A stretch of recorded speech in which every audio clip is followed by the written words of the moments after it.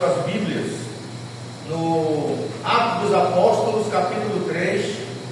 Atos dos Apóstolos, capítulo 3.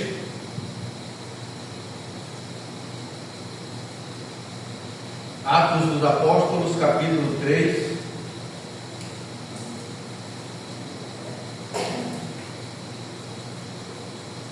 Atos dos Apóstolos, capítulo 3.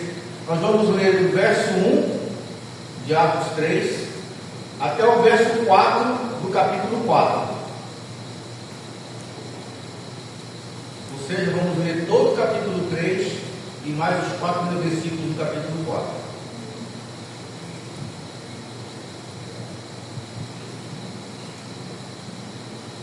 Atos 3.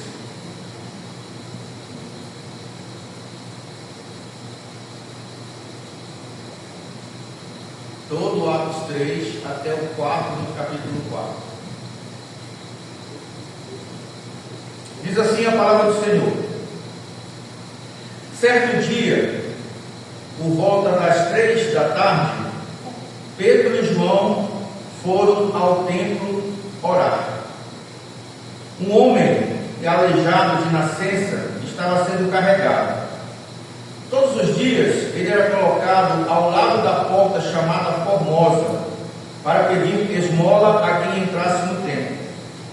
Quando ele viu que Pedro e João iam entrar, pediu-lhes dinheiro. Pedro e João se voltaram para ele. Olhe para nós, disse Pedro. O homem fixou o olhar neles, esperando receber alguma esmola. Pedro, no entanto, disse: não tenho prata nem ouro, mas lhe dou o que tenho.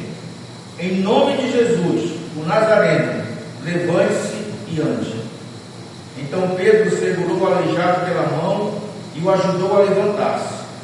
No mesmo instante, os pés e os tornozelos do homem foram curados e fortalecidos. De um salto, ele se levantou e começou a andar. Em seguida, caminhando, saltando e louvando a Deus, entrou no templo com eles. Quando o viram caminhar e o ouviram louvar a Deus, todos perceberam que era o mesmo mendigo que tantas vezes tinham visto na porta Formosa e ficaram perplexos. Admirados, correram todos para o pórtico de Salomão, onde o homem permanecia com Pedro e João e não se afastava deles. Pedro, percebendo o que ocorria, dirigiu-se à multidão. Povo de Israel, por que ficam surpresos com isso? Disse ele. Por que olham para nós como se tivéssemos feito este homem andar por nosso próprio poder ou devoção? Pois foi o Deus de Abraão, de Isaque e de Jacó, o Deus de nossos antepassados, quem glorificou seu servo Jesus, a quem vocês traíram e rejeitaram diante de Pilatos, apesar de ele ter decidido soltá-lo. Vocês rejeitaram o santo e justo, e em seu lugar exigiram que um assassino fosse liberto. Mataram o autor da vida, mas Deus o ressuscitou dos mortos, e nós somos testemunhas desse fato. Pela fé no nome de Jesus, este homem que vocês veem e conhecem foi curado.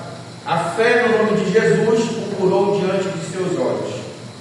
Irmãos, sei que vocês e seus líderes agiram por ignorância, mas Deus assim cumpriu o que todos os profetas haviam predito acerca de Cristo, que era necessário que ele sofresse estas coisas. Agora, arrependam-se e voltem-se para Deus, para que seus pecados sejam apagados. Então, da presença do Senhor virão tempos de renovação, e ele enviará novamente Jesus, o Cristo que lhes foi designado. Pois ele deve permanecer no céu até o tempo da restauração final de todas as coisas, conforme Deus prometeu há muito tempo por meio de seus santos profetas.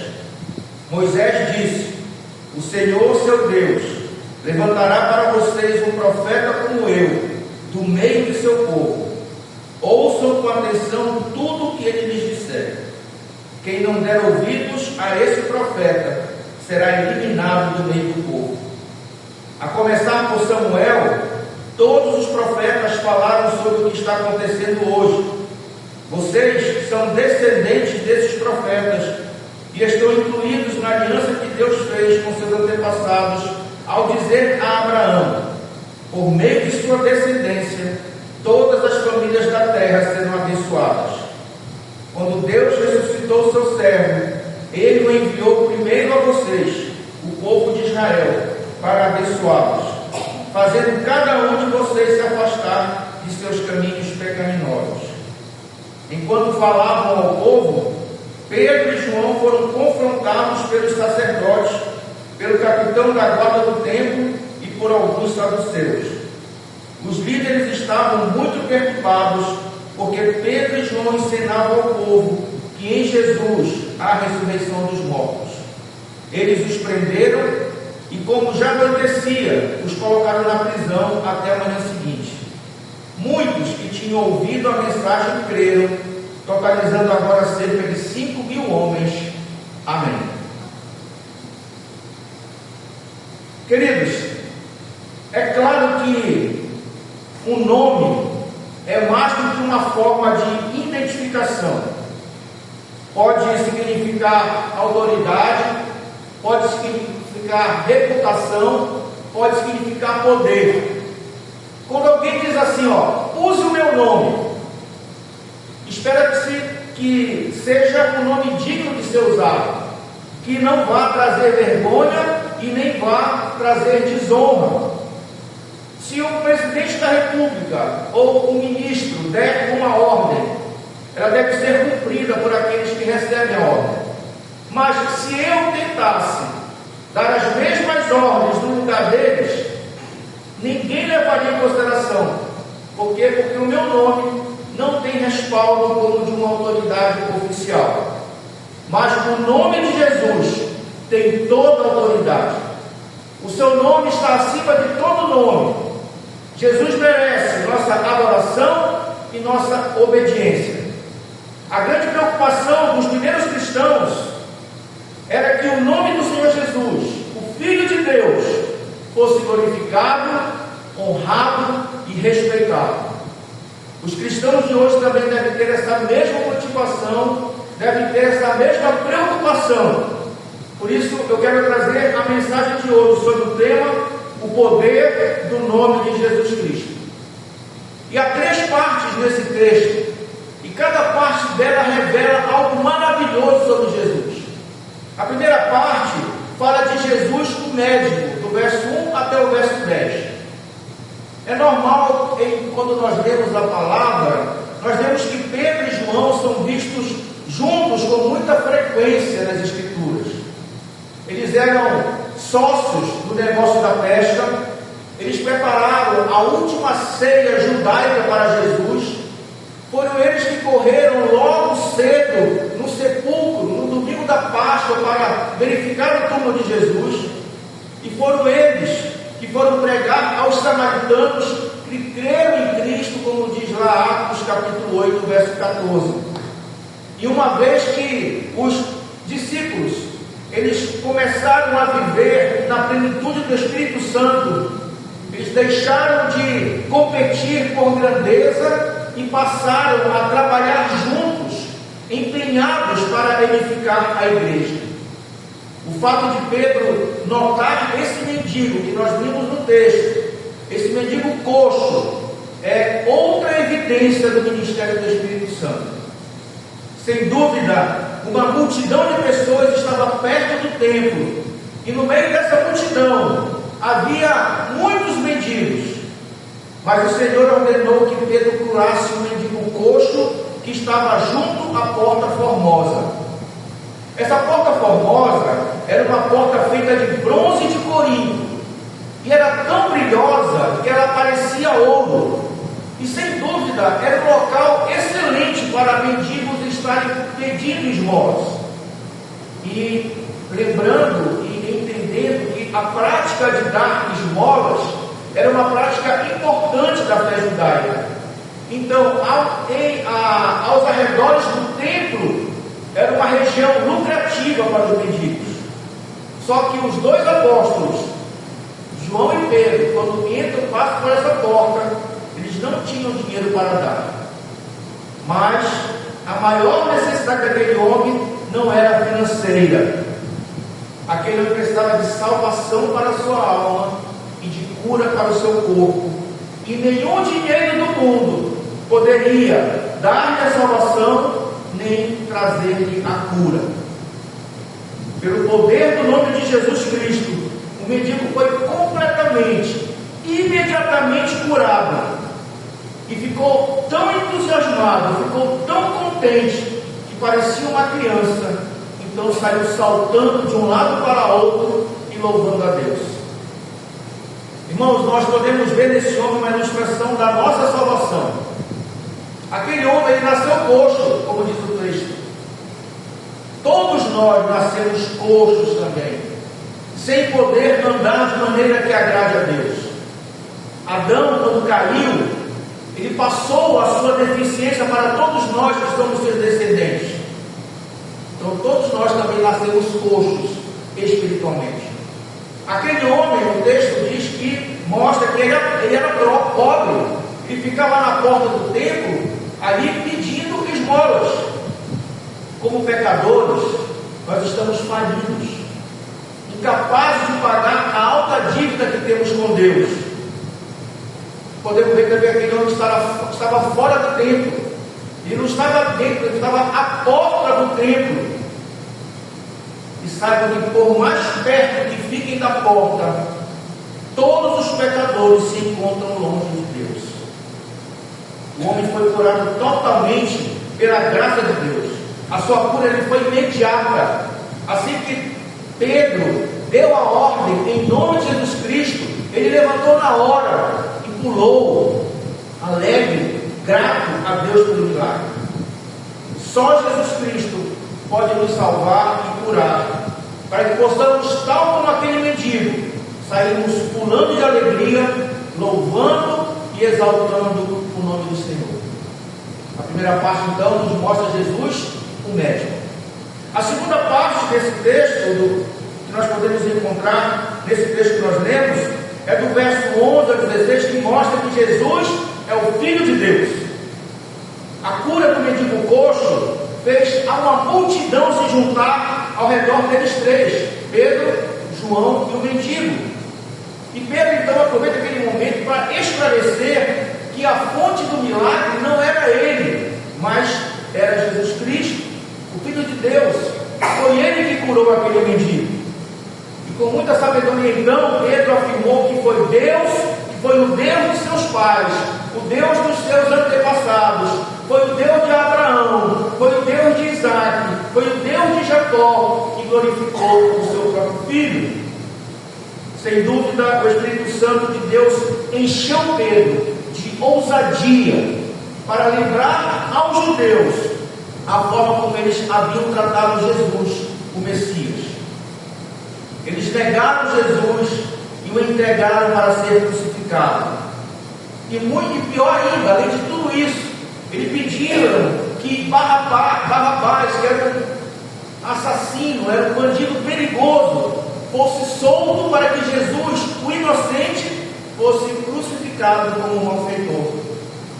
E Pedro, então, a fim de conscientizá-los dos seus crimes, Pedro então usa alguns nomes e títulos diferentes para Jesus.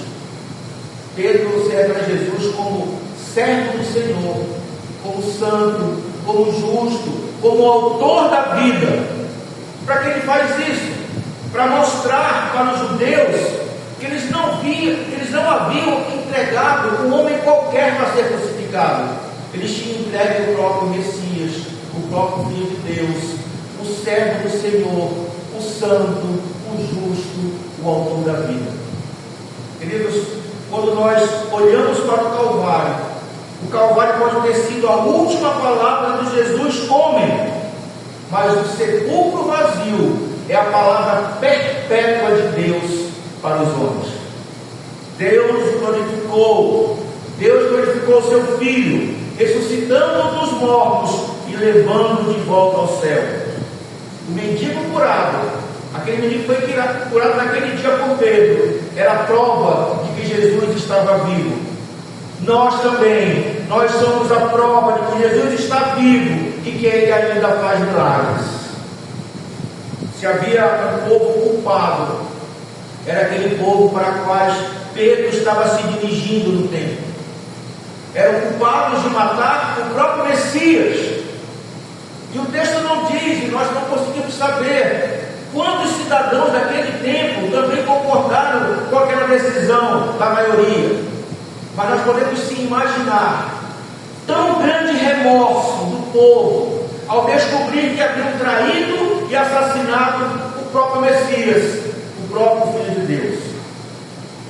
Antes do pecador experimentar a conversão, ele precisa ser convencido da sua culpa e dos seus pecados.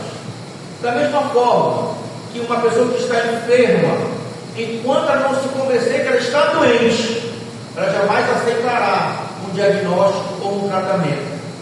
Então Pedro pega aquele templo da qual eu estava falando e transforma num tribunal, e aí ele apresentou todas as provas, publicamente, todas as provas daquele povo que mataram o próprio Messias. E de que maneira, quando nós pensamos de que maneira dois simples pescadores poderiam realizar um grande milagre, a cura do mendigo, se não pelo poder de Deus? Ninguém poderia negar o milagre. Todos ali estavam vendo que o mendigo estava curado, o mendigo estava ali com eles.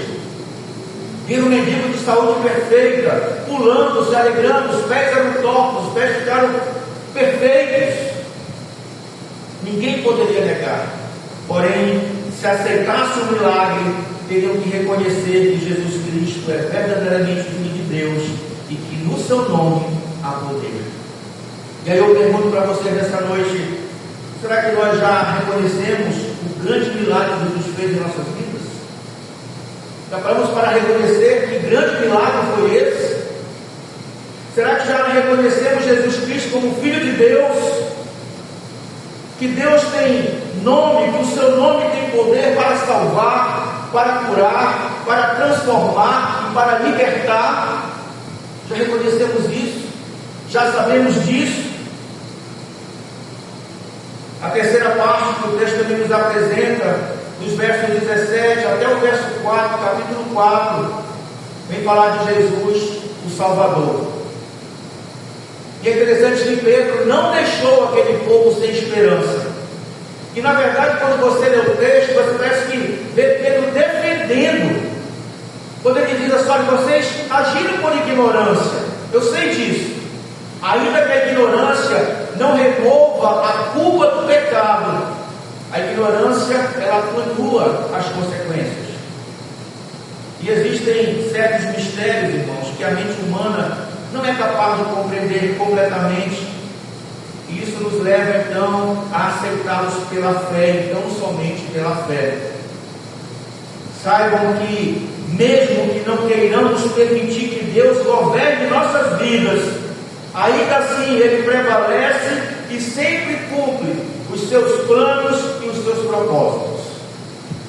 Mesmo que não queiramos permitir que Deus governe, ainda assim Ele prevalece e sempre cumpre seus planos e seus propósitos. E aí então Pedro, depois de declarar o crime, depois de ele apresentar as provas, de explicar a natureza do pecado do povo, dos versos 12 a 14, agora no verso 19, Pedro oferece a absolvição. Que coisa estranha, não é, irmãos? Uma hora Pedro está ali como advogado de acusação, dizendo: vocês mataram o Messias, vocês entregaram e crucificaram o Messias. Ele estava acusando aqueles homens desse pecado. Agora, de repente, nós vemos Pedro como advogado de defesa, como um juiz clemente, dizendo que se eles se arrependessem e se voltassem para Deus, seus pecados seriam apagados. E sabe por que isso? Porque o objetivo maior de Pedro era incentivar o seu povo a crer em Cristo e experimentar a salvação que Ele concede graciosamente. ansiosamente. Por isso o apóstolo diz, em primeiro lugar, que deveriam arrepender-se de seus pecados. Lá no capítulo 2, verso 38. E esta, irmãos, é uma decisão que exige uma mudança de mentalidade em relação a si mesmo. Exige uma mudança de uma mudança de entender a nossa relação ao pecado e a Jesus Cristo. Arrepender-se é muito mais do que lamentar pelos pecados, pois o falso arrependimento, que é o remorso pelo pecado, não passa de um pesar, não passa de um remorso. E a tendência desse sentimento de pesar e remorso é que desapareça com alguns dias. Sabe aqueles pecados que nós cometemos e nós ficamos tristes, muitas vezes choramos, mas logo depois estamos cometendo de novo, nós apenas temos um remorso, apenas ficamos pesarosos com o pecado, mas nós precisamos nos arrepender. Arrepender-se também não é o mesmo que fazer penitência, como se fosse preciso realizar algum tipo de sacrifício especial para Deus, a fim de provar nossa sinceridade. Ou seja, não adianta eu pecar e depois passar por um sacrifício, vou ficar 10 dias sem comer, vou fazer um jejum por 40 dias. Não adianta, porque muitas vezes você faz isso apenas como um remorso. O verdadeiro arrependimento significa reconhecer que as palavras de Deus são verdadeiras e que, por serem verdadeiras, elas são capazes de transformar a maneira de nós encararmos o pecado e a maneira de nós olharmos para o Salvador. A pessoa que se arrepende com sinceridade não tem grande dificuldade em depositar sua fé no Salvador. A pessoa que se arrepende com sinceridade não tem grande dificuldade em depositar a sua fé no Salvador. Em primeiro lugar, o que é que diz? Deveriam arrepender-se dos seus pecados. E em segundo lugar, deveriam ser convertidos, ou seja, deveriam mudar de rumo. Convertido vem da palavra conversão, que aqui significa mudança de práticas. Ou seja, quando eu digo que eu fui convertido, ou que o Senhor me converteu, é o sinal que eu estava indo para um caminho que era contra o Senhor, e agora eu ando no caminho, eu vou de encontro ao Senhor. Na verdade, ao encontro do Senhor. A mensagem bíblica, ela se resume em que se arrependam, se voltem para Deus e tenham fé em nosso Senhor Jesus. E a menos que nós abandonemos os nossos pecados, não podemos crer em Jesus Cristo e nem receber a salvação. A menos que nós nos arrependamos dos nossos pecados, não podemos crer em Jesus Cristo e nem receber a salvação. Queridos, o arrependimento da nossa cidade, o arrependimento do nosso estado, da nossa nação, da nossa igreja, depende do arrependimento individual, do arrependimento pessoal e da resposta, da nossa resposta à mensagem da cruz. É isso que depende do arrependimento nosso e daqueles e de tudo que está ao nosso redor. Infelizmente, alguns pastores têm ignorado o ensino do arrependimento. E como consequência, as suas ovelhas não têm consciência verdadeira dos seus pecados. A palavra de Deus diz que Deus enviou Jesus a cada um que deixar suas iniquidades. O verso 20 diz: então, da presença do Senhor virão tempos de renovação, e Ele enviará novamente Jesus, o Cristo que lhes foi designado. A nossa renovação como cristãos depende de nós estarmos na presença do Senhor. É isso que diz a palavra de Deus. Da presença do Senhor virão tempos de renovação. Não queira se renovar por si mesmo, porque não há renovação verdadeira. A nossa renovação ela vem de buscarmos a presença do Senhor. Esta mensagem de Pedro, ela produziu dois resultados. Primeiro, nós vemos que cerca de 2.000 judeus creram na palavra e se converteram. O verso 4 do capítulo 3, do capítulo 4, diz assim: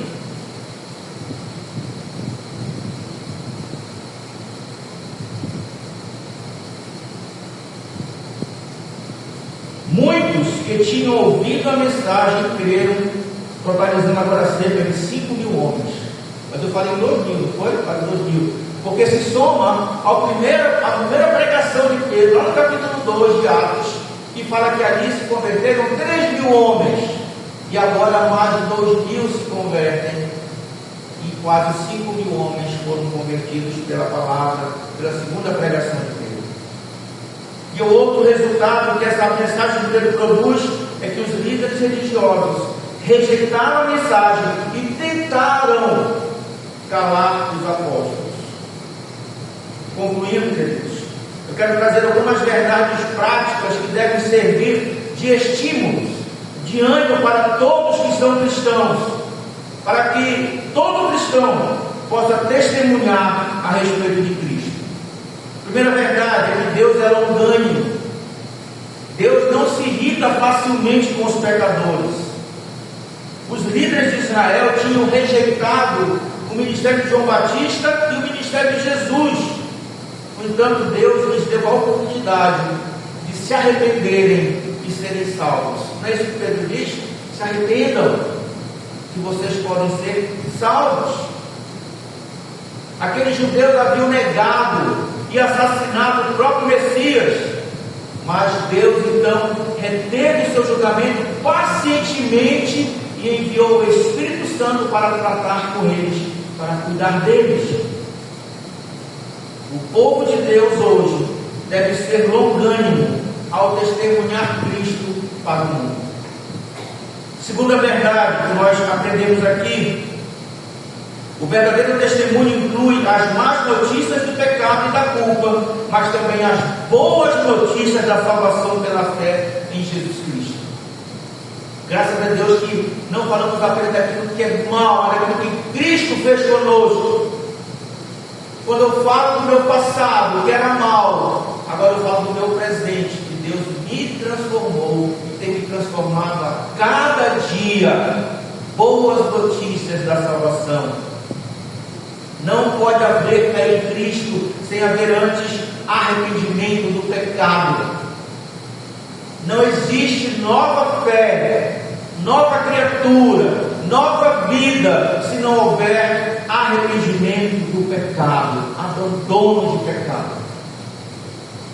Terceira verdade que nós aprendemos: com o intuito de alcançar muitos, é preciso tratar cada pecador como um indivíduo.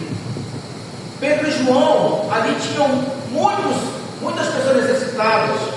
Não era apenas ele que era coxo, mas Pedro e João olharam para aquele coxo e transformaram a vida daquele coxo. E aquela vida transformada levou à conversão de quase 2.000 homens. O servo de Deus que não tem tempo para trabalhar individualmente uma pessoa, essa pessoa não receberá a oportunidade de ensinar a muitas outras pessoas. Assim como Jesus, os apóstolos dedicaram tempo às pessoas. E assim como Jesus e como os apóstolos, nós também precisamos dedicar tempo às pessoas. Quarta verdade que nós aprendemos aqui: a melhor defesa da fé cristã é uma vida transformada. Essa é a melhor defesa. Não adianta falar se eu não vivo uma vida transformada. Então a melhor defesa da vida cristã é uma vida transformada. Aquele menino coxo poderia ter ficado ali por muitos e muitos anos mais, mas foi curado, foi salvo, e as pessoas testemunharam a cura dele, a transformação dele, a salvação dele. Quando nós procuramos casos perdidos, nós estamos testemunhando o que Deus é capaz de fazer. A quinta verdade que nós aprendemos: sempre que Deus abençoa, Satanás parece se opor à obra para calar as testemunhas. E nós devemos esperar essa oposição, nós devemos esperar esse confronto, porque Satanás não se agrada de nenhum que é convertido ao Senhor. Mas ainda que haja oposição, ainda que haja enfrentamento, isso não deve nos impedir de trabalhar, de proclamar, de anunciar as boas novas da salvação. Porque o mais importante, irmãos, não é o nosso conforto, mas sim a glorificação do nome do Senhor por meio da pregação do Evangelho de Jesus. Não é o nosso bem-estar que está em jogo, mas é o Evangelho, é a palavra que proclamamos, e essa palavra salva, cura, transforma e liberta. A sexta verdade é que Deus prometeu abençoar e usar a sua palavra, de modo que devemos ser fiéis em nosso testemunho, em nosso proceder. O nome de Jesus tem poder, e nós não precisamos ter medo de testemunhar e chamar pecadores ao arrependimento, porque o próprio Senhor está conosco, e Ele prometeu estar conosco até a consumação dos séculos. A sétima verdade que esse texto nos ensina: que o nome de Jesus Cristo tem poder. E ainda que hoje nós não realizamos mesmo os milagres apostólicos que observamos na igreja primitiva, lá no começo da igreja, nós podemos nos apropriar da autoridade do nome de Jesus. Essa autoridade que é dada a nós, de falarmos em nome de Jesus. Podemos pedir em nome de Jesus quando oramos. E quando nós pedimos algo ao Pai em nome de Jesus, é como se o próprio Jesus estivesse pedindo. E devemos lembrar de uma coisa: que nós, quando sabemos disso, devemos evitar de pedir coisas indignas em nome de Cristo. Queridos, sem dúvida, o nome de Jesus tem autoridade e poder nos céus e na terra. Portanto, avancemos e conquistemos em seu nome, no nome que está acima de todo nome, no nome de Jesus Cristo. E a Ele, e tão somente a Ele, toda honra, toda glória e todo louvor pelos séculos dos séculos. Amém. Vamos orar, curvar nossas cabeças.